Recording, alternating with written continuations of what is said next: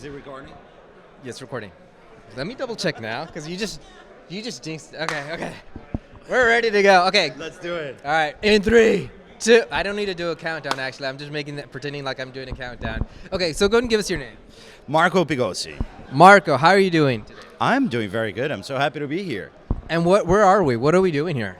We're doing here because there's a screening of High Tide, the film, at 7:15. It's a little late, but this things happens. It's okay. We're building anticipation.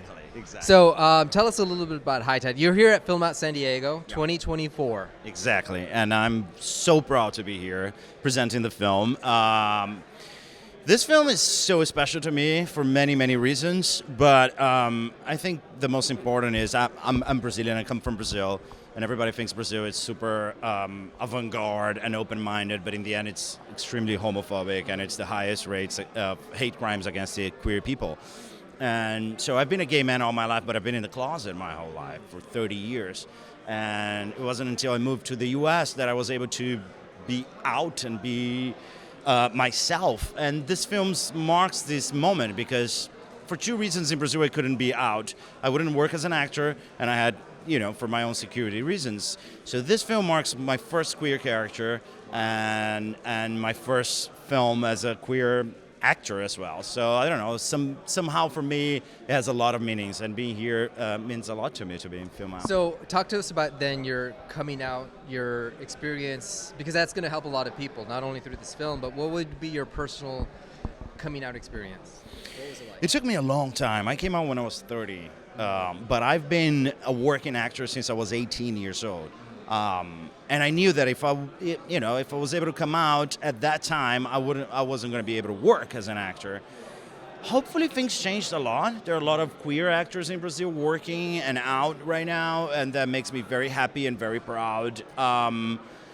For me, I have to say, I was expecting something completely different, but I got this wave of love in my direction that I was so impressed, and I was like, why didn't I do this before? And I just took this massive weight out of my shoulders, and I don't know, there's no price of being free and yourself. It's the best thing you could ever do, even though it might seem hard at times. And given the fact that making a movie can be very difficult and an emotional process, are you drawing from that? Does that experience coming out, do you draw from that kind of constantly?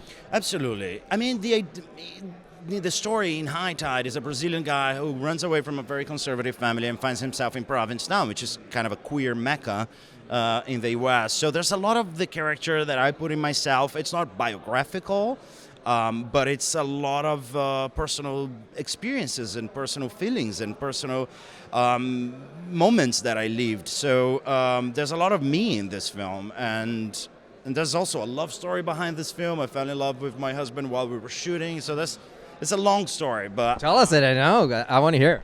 so I met Marco Cavani, the writer-director of High Tide, in 2020. It was November 2020, pandemic. He was writing High Tide in Provincetown, and we met, we fell in love, we started talking about the process of coming out and accepting yourself, and he said, I'm writing a script about this.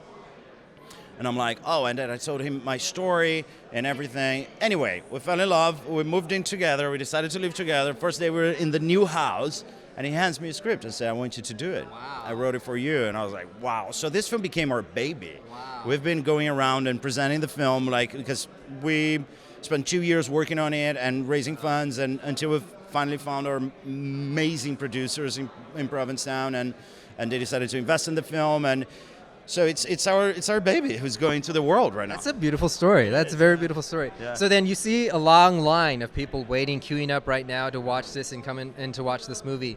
What do you think draws them in to give this movie a chance? I think High Tide is, for many, many reasons, is a film where everybody can identify with. It's a moment of his story. It's a moment in his life where he can't go back to where he came from, but he doesn't know where to go. And I think we've all been in this situation at some point in our lives. And I think that's pretty much what makes people identify with the moment he's living in. And also Provincetown is so beautiful, and everything is, stunning visuals, and there's a beautiful cast. We have Marisa Tomei. which is kind of a That's an awesome. queer a queen. She's got to be in that every movie. Exactly. So I don't know. I hope people like What it. was Marisa Tomei like? Marisa Tomei is amazing. She's one of the best actors I've ever worked with, and she keeps you alive on set. She never does the same thing over and over again. We do like some 5 takes, 6 takes. She's gonna do different each time, and that's amazing for an actor because I was always like, oh my God, what is she gonna bring, and what am I gonna give to her? And then so this plays, she keeps it alive. She's amazing. She's extremely talented. Wow, that's something to look forward to then. Yeah. You have this amazing energy, this amazing spirit. Like, what else what do you want to do with this career? Where do you want to take this?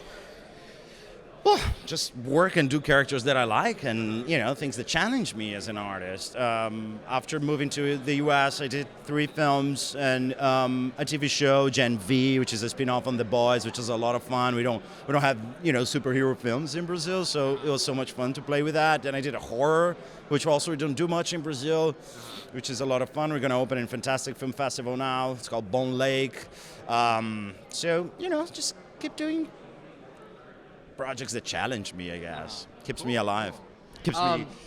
Speaking of so keeping alive and kind of growing, what did you learn after making this film that kind of transformed you or maybe changed you in some way where you thought, I'm not the same guy that when I started this film because maybe I learned this about the industry, the filmmaking, or even myself?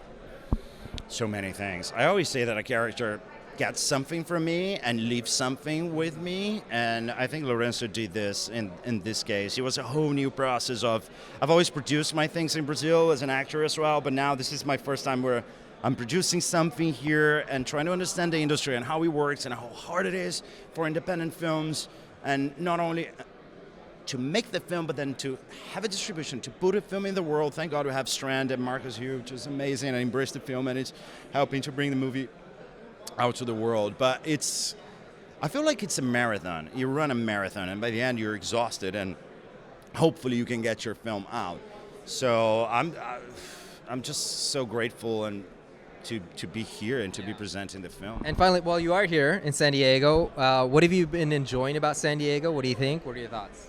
I've always liked San Diego. This is my 3rd time here, but today I drove yesterday so I could enjoy the city. I went for dinner yesterday. I went around La Jolla, walked around. Today I went to Ocean Beach, and then I went to Dogs Beach because I brought my dog. So I've just had a great day. I love the city. It's beautiful. It's a beautiful city. It's just, we have to be in LA for filming, but I would live in San Diego easy.